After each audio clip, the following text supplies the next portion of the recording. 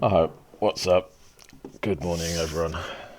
I say everyone. Good morning to the two of you who watch this. Hope you're both doing well. Um, I'm gonna make like a video that I don't really want to make because it's gonna be a bit of a rant about Overwatch 2 and Season 19, and I don't really like ranting about Overwatch. I want the game to do well, but it's just got to a point where I'm just kind of sad seeing what's happening.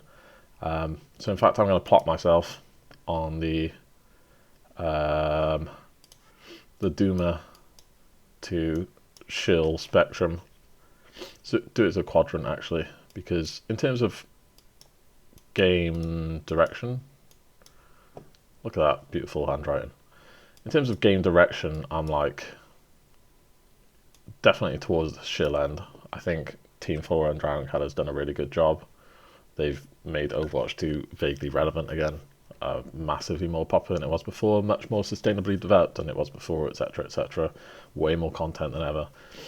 All that good stuff. But in terms of the balance, I'm definitely more towards the Doomer end. I just think it's really painful right now. And don't get me wrong, the game has been in much worse spots. But I think what's different this time is that there's like a kind of refusal to acknowledge or to acknowledge the game's problems from Blizzard. And I had the conspiracy theory about why, but I'm slowly losing faith in it. So my conspiracy theory is basically that Blizzard understands a lot of the issues that are plaguing game balance at the moment, but are essentially choosing to ignore them because they've promised this fabled massive patch in the new year that's meant to kind of have us all rethink how the game is played in a similar way to, Perks and Season 9 and that type of thing. That's kind of what I thought was happening. And I thought, based on that, that we would slowly see kind of the edges being rounded out on the most egregious outliers in the game. Going to talk about what those are in a second. And otherwise, just a kind of continuation of things as they are right now, but like I said, just rounding out those edges. And what we're seeing instead, in my opinion, is just actually digging the hole further with each patch, it feels like. So I'm going to talk about like what those problems are. I'm not expecting anyone to really agree with me, but it would be nice if people disagreed in an informed way. So I'm going to be upfront about what my biases are, so people can't accuse me of shilling for one thing or another. I'm going to tell you what I'm shilling for. Here are my priorities in terms of what I want for the game. First and foremost, I want it to be fun and popular, and that is going to sound very obvious, but I promise it's actually not totally obvious because it conflicts to a certain extent with certain other aspects of the game that I want to see brought forwards. Because I also want to see the game be skillful. But the reason this fun and popular element takes precedence is because while I want the game to be skillful, that doesn't mean that skillful heroes get to completely warp the game around them. If you look at the tank role, Doomfist is a very skillful tank. He's a popular tank. Bull is a skillful tank. I don't want to see those heroes completely dominate the game, even though I want them to be viable, sure, strong even. I don't want to see them dominate the game because it comes at the expense of fun and the game's popularity. People don't love playing against those heroes. They have a high ban rate for a reason. So in that order, I want the game to be fun and popular for as many people as possible, and secondly, skillful. When I say skillful, that means... Actually, we'll get onto that in a second. The third thing I want to see is balance between the roles, inter-role balance. This ship has sailed. I don't know how we got to this point, but around kind of early Overwatch 2, there was broadly, in my opinion, a kind of parity of impact in the roles. Somewhere around, I want to say like Season 3, we just decided to make tanks so unbelievably strong. there are arguments to be made in terms of their overall impact and whether it's the quote unquote most impactful role. But there's absolutely no doubt that individually the heroes within that role are obscenely strong. The reason I said there's debate about their overall impact is because there are contingencies around, like, how many resources do they get from their supports, how much follow-up do they get from their DPS. Things like that, in my opinion, are actually accentuated further by having tanks in the state that they are, because the whole game revolves around, how much resources can you dump into your tank, how well can you enable your tank and follow up on them, rather than looking for your own individual value as much on the squishy rolls. It also accentuates problems for tank players themselves, which I'll get into. Intra-role balance as well, I am concerned about, but it's far less important than the rest of these for me. So I would like to see heroes have their niches and be viable within them, but I don't care/want to see all heroes performing equally well within a role. I don't ever want to see a Life Weaver meta. I don't ever want to see a Moira meta. Torbjorn can be good within his niche, but if he's dominating the game, it's a problem. Same with Symmetra, etc. Nice rhyme. So those are kind of my guiding philosophies in terms of what I want to see from the game. I've already said as well, I lean towards the Schiller end of the spectrum, so I do want to see the game do well, but on this specific aspect, I'm just really kind of saddened by what I'm seeing. So let's talk about why. I'll skip the maths for now, maybe I'll remember to come on to them, but like I said, the tank role is so gameplay warping at the moment, and again, my conspiracy theory about them kind of tapering off the edges a bit, and letting things settle as we go into the new year, it just has taken some psychic damage from this patch. Doom's power block was obscenely strong, got a nothing nerf, got massive buffs to his other perk. Hazard, extremely strong, got buffed. Junker Queen, very strong, got a nothing nerf. Maga's Cage got a buff. Reinhardt, whose main problem is that he's just an absolute stat stick, got a buff to his stats. Ball, who's extremely strong, got a buff. And if you're disagreeing with any of those takes on which tanks are strong, whatever, completely fine. This is kind of a factual take, in my opinion, from high-ish level play, low GM, high masters, whatever you want to call it, and also applies to certain levels of pro play for some of these. Ryan is the obvious outlier, because he generally tends to suck in pro play, but if you're going to tell me this hero sucks, then no, he does not suck. This hero is extremely strong in every rank up to and including masters. The stats for GM and champion pretty much don't work. I haven't even bothered to check them, so I don't know what I'll say for that, but he is the highest win rate tank in the game for 99+% of the player base at this point. So all these tanks extremely strong, and all getting buffed for some reason, except for Junker Queen, who gets a small nerf. This is depressing for many reasons. Starting with the obvious, when we talk about that inter-role balance, it's not fun when one single role is drastically more powerful than others. Again, you can debate impact, and I maybe even would debate impact. Definitely, certain elements of the DPS role have a very high impact on the game at the moment, but it's certainly not fun that the game has for so long now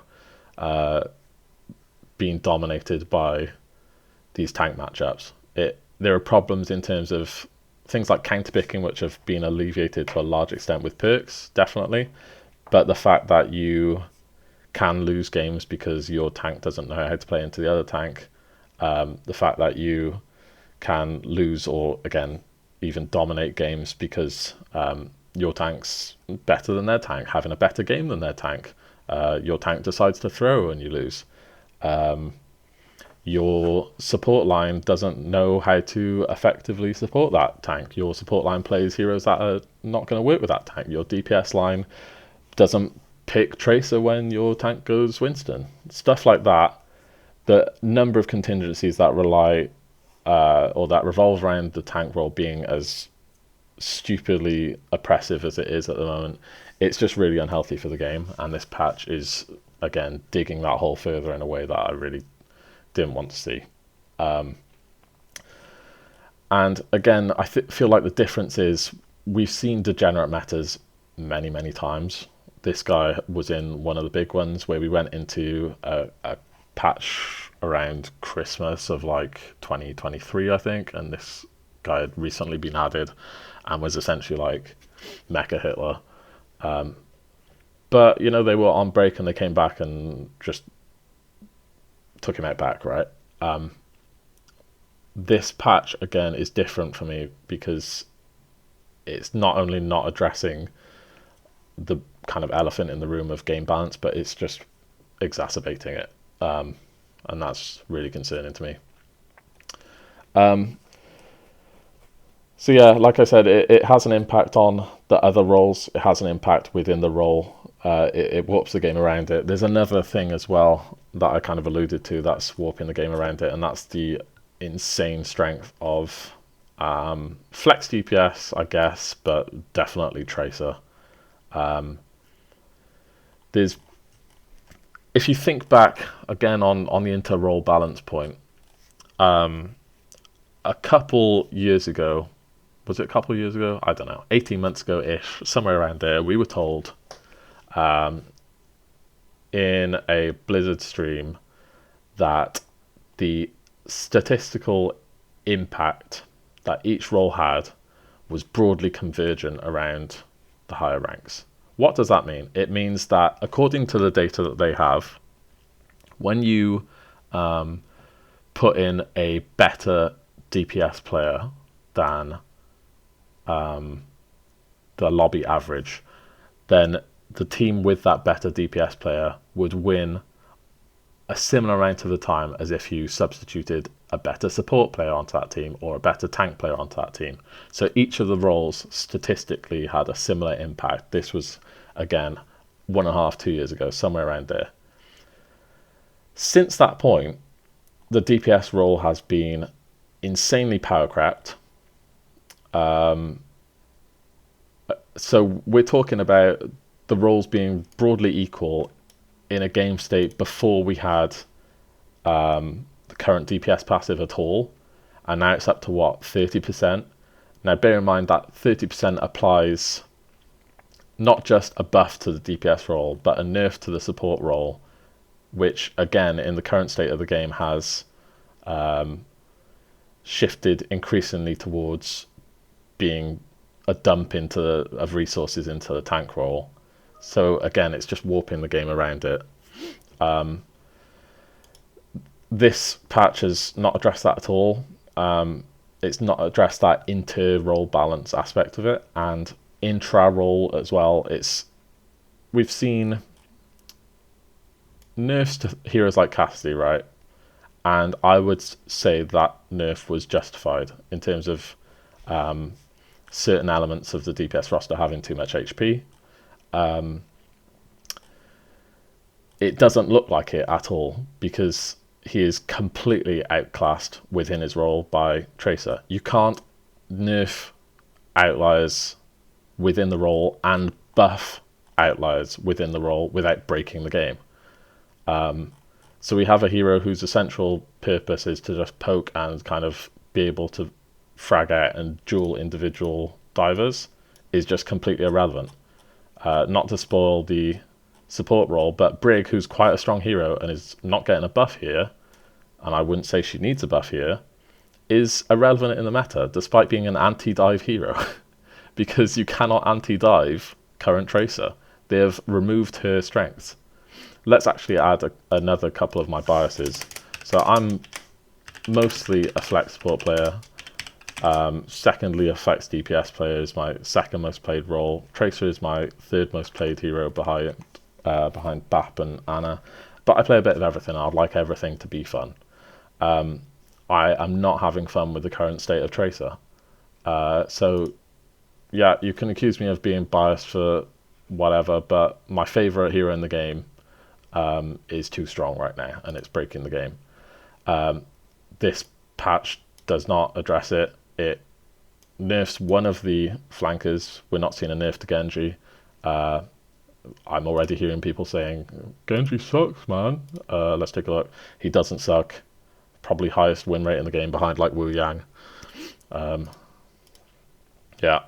So it's really in a crazy spot at the moment, and it leads me nicely into the next role because, like I said, these factors are what are warping the game so much. Let's look at Ana, right? Who asked for this? And why do they think it's necessary?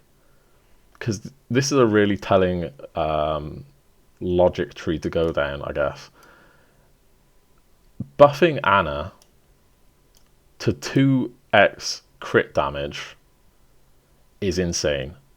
This is a hero who has a hit scan gun with a decent rate of fire and 0 fall off.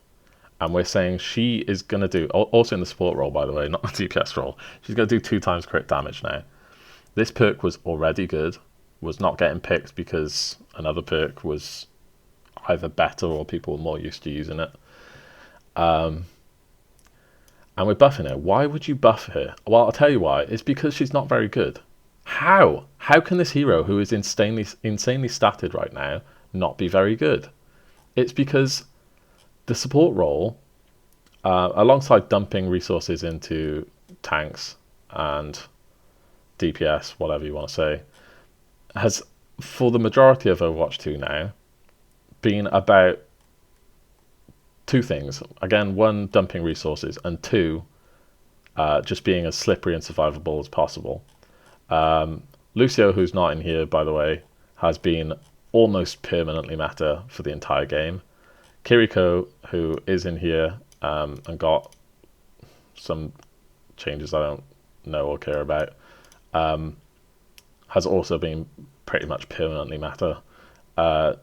The only hero that managed to really dethrone Lucio for more than a second is Juno, because she also had speed and was also kind of slippery enough with Brig into that version of dive we had at the time. That's no longer the case. We've finally got a buff that should have been a hot fix, to be honest. Again, another example of just dragging out fixes in the name of content. But for the most part, changes nothing. We still have to run something like Kiri, Wu Yang, Kiri, Lucio, because they're the only things that can hope to survive against this actual abomination. So it just comes back to what I said, where those 2 things, the obscene power of flex DPS and the obscene strength of tanks, are just warping everything about the game, and this patch not only doesn't address it, but actually further cements it. So the direction I'd like to see is, I was going to say it's obvious, but it's not obvious, clearly. But if you think back to early Overwatch 2, and actually even before Overwatch 2 released, we were talking about how to change tanks so that they would work in a 5v5 environment. We seem to have forgotten about that conversation at all. So things like Winston, who had a pretty successful transition to 5v5, he got some stats, yes, but he got poke on his M2. Quite a small change, but it worked. Why did it work? Because Winston was already a flexible, skillful hero who had things like mobility and cleave. So the one area he was lacking was poke. We gave him a little bit of that, and now he has tools to address all these situations. Many of the most egregiously poorly designed heroes here don't have this flexibility of tools. Instead, they just have broken stats, and that's how we've said, hey, Ryan, you don't have to be able to have proper mobility. Why don't you just have like insane barrier health, so you can just walk across Rialto Bridge without any issues that way instead? Like, this is quite sad to see. Another hero who's very egregiously designed in 5v5 and has not seen proper changes is Zarya. We've just kind of broken her. Her with like Reaper and speed at the moment is insane because of the flex DPS speed combo that has just plagued the game for a long time at this point, really. Again, just not changed, not addressed at all. A lot of these heroes have Roadhog as well, just not addressed, and we've had to buff Roadhog, who is already in an obscenely powerful state in terms of the historic context of the game. But in the current version of the game, he just looked like absolute crap. Because you bring in what was formerly a busted tank, and he just looks terrible compared to the absolute giga tanks that we have at the moment. So he's had to be buffed, and then everything else gets buffed on top of it within this role. And that's all because of his design being terrible. Like, he has no real damage mitigation beyond just broken self-sustain. He has no mobility. He has like a very limited engage tools. He just has stats and a one-shot. And then other heroes have stats and a one-shot, or, whatever it is. It's quite sad to see. So that's the first thing I would like to see addressed, is we need to rein in the tank role, please. And we need to do that by taking away stats and adding optionality, adding flex within these heroes. So there's less pressure on counter swaps. There's less of a burden actually on people who feel the pressure of being a solo tank in a 5v5 environment, because those people don't want to be the only reason they win or lose games a lot of the time in a team game like Overwatch. That's why a lot of tanks preferred 2v2, not enough for preferred 6v6, preferred two tanks, not enough for queues to work and to go back to that format. So that's not an option for me personally. I'm glad it exists in the game for people who want it, but I would like to fix 5v5, and we had a plan of how to do that. That's just fallen by the wayside for whatever reason. And secondly, again, I think certain nerfs were needed, like Sojourn, like Cass, but they look stupid because Flex DPS has been buffed at the same time. Reaper's only weakness was having like a lack of long range poke, and we've just piled that on him for whatever reason. Tracer was already very strong and got a buff that hasn't been reverted. The DPS passive, which has been crept up from 0 to 30%, where they apply an anti-nade by doing a pellet of damage, disproportionately affects heroes like Tracer and Reaper over things like Widow, who sucks despite being extremely broken in certain circumstances. These are the edges off the game that need to be tapered out for people to have fun. Again, fun and popular is the name of the game for me. That's what I would like to see. That's what we're not seeing. And I'll call it there, except to briefly mention the masks. I'm obviously not interested particularly in like stadium balance or whatever, but we saw with, I think it was called Junkenstein's Lab, that essentially perks were previewed in the form of pickable passives in that event. Masks, I'm hoping against all hope that this is not the be all and end all essentially of what we're looking at going into the new year patch, but I'm feeling in my bones that we are going to have something along the lines of like items that you can pick up or certain team up oriented buffs and stuff like that. What I would say is we've seen team ups in another cursed game, and they are, you know what, I'll say it's a mixed bag, because some of them are interesting. The ones that require specific coordination, they have redeeming features to them, but generally the ones that reinforce restrictive comps and just buff heroes because another person on your team has picked a hero that has some lore connection to them that's being totally contrived, it's just a total nonsense. I don't want to ever fail to get a kill on Life Weaver because my tank is on Doomfist and they're canonically having a gay romance. I don't want to play that version of the game. Please, let's not try to patch another layer of BS onto the game with team up passive stats, please. So that's my rant that I, again, don't want to do, but we just please need to focus on rounding out the tank role. We please need to focus on amending some of the damage that's been done to the DPS role. I really, really love Tracer. I don't want to see her in this state. She needs to be a hero that gets value through skill. At the moment, she's got effectively like 300 HP with it. Recall. She's got tanking ability on Blink. She's got obscene damage where you barely have to aim at people to do substantial damage. She applies an anti-nade on the cast at all times. It's really breaking the game. Hope you enjoyed. Hope this has brightened your day up. Have a good one. Bye bye.